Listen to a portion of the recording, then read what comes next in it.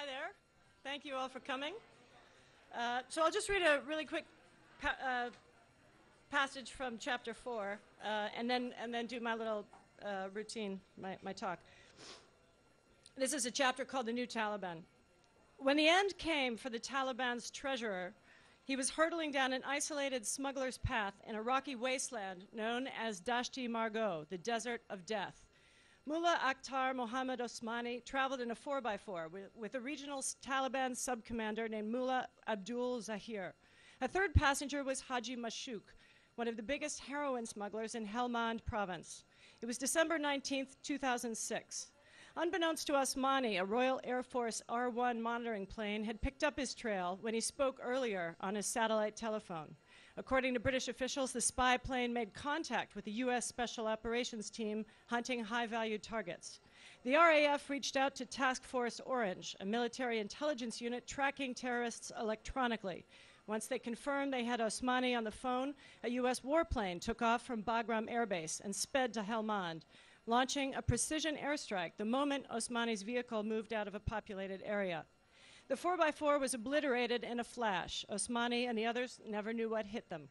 As Mullah Omar's money man and the military commander for 6 key provinces in the south, Osmani was, at the time, the highest-ranking Taliban official to be eliminated since the U.S.-led coalition invaded Afghanistan in October 2001. Although U.S. military officials and the Western media hailed his killing, a key circumstance of Osmani's death got little attention. The man in charge of the Taliban's finances got taken out while he was doing a dope deal.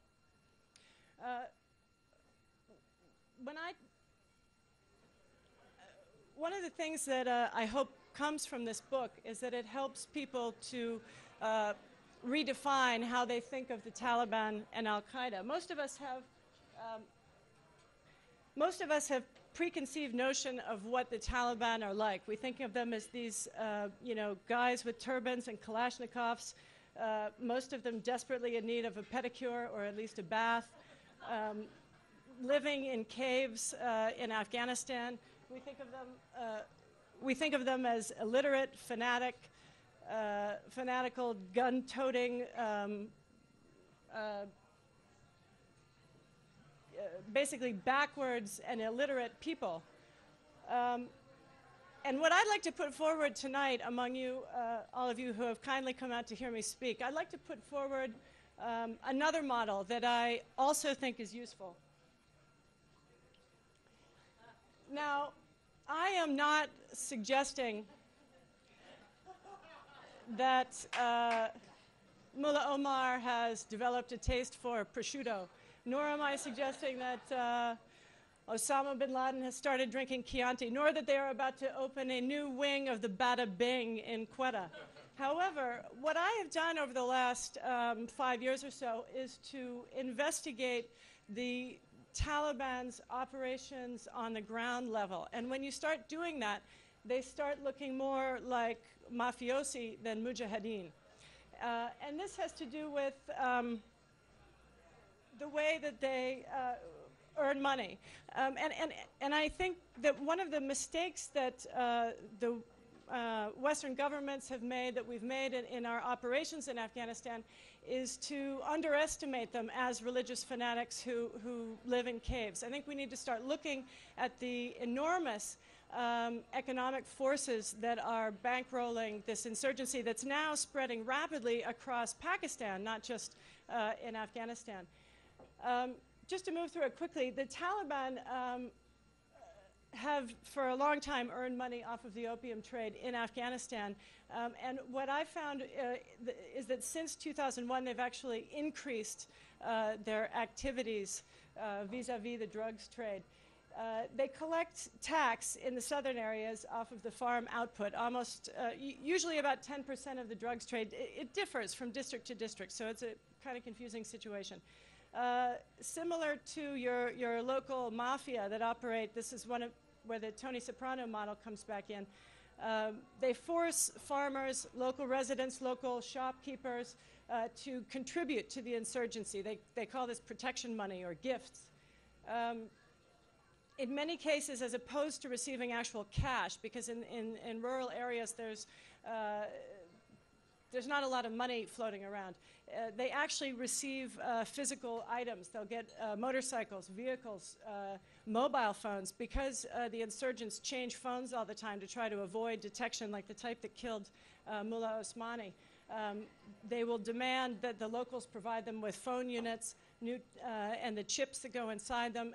And Afghanistan is a country where the phone system is pay-as-you-go, so they'll demand the cards that provide credit on those phones. Food, even medical care. One of the interesting things I found was a hospital in the city of Quetta in Pakistan, which is actually run by owned by a drug smuggler.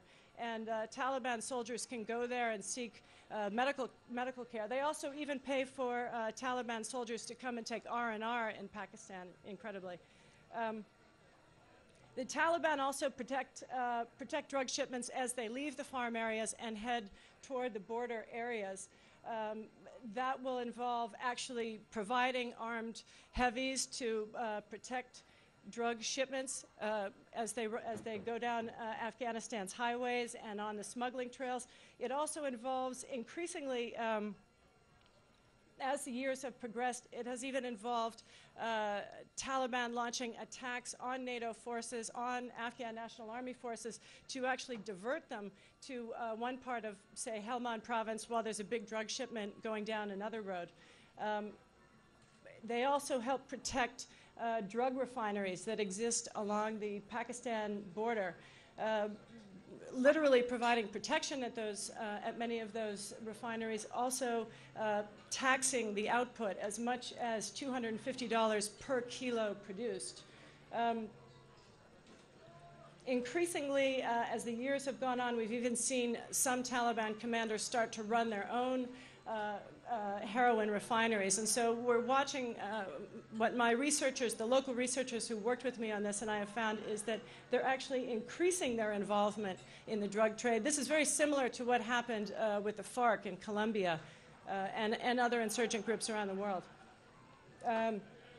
Top Taliban commanders also paid directly to the senior officials in what's known as the Quetta Shura. This is the ruling council of the Taliban. These donations can be somewhere to the tune of several $1 million per year from the big cartels that operate from Pakistan that move this enormous amount of heroin and opium out of the region. Al-Qaeda and other extremist groups in the region. Of course, one of the things that's so confusing when you're trying to explain this situation is that there are so many different groups operating along the borders. In some areas, people who are involved in the drugs trade are just local thugs, they're really local criminals. In a lot of cases, they're actually referred to as Taliban by the locals, but their only connection to the Taliban may be money that they pay into them occasionally. They're really not from the original Taliban. You also have Pakistani extremist groups. You also have regional extremist groups like the IMU, which is the Islamic Movement of Uzbekistan. That's a group we don't hear about much here in the United States. Their goal is to try and take over Uzbekistan and essentially put in place a Taliban-style government there. But the IMU is very important in the drugs trade in the region. Interpol believes they control as much as 70% of the heroin that comes out of Afghanistan and reaches the streets of Europe. So we're talking about billions and billions of dollars every year that they profit off of. They work very closely with Al-Qaeda, always have. And what I and my researchers found working on this book was that Al-Qaeda and the IMU come into the trade as the drugs reach Afghanistan's borders. So the Taliban control it or tax it and protect it until it gets to the borders, and that's where these other groups come into play. And that is precisely the moment when the value of the drug goes up in value exponentially, often as much as 12 times. So that's really where you stand to make the most money, which is a kind of frightening thing given that they want to launch more attacks against the West.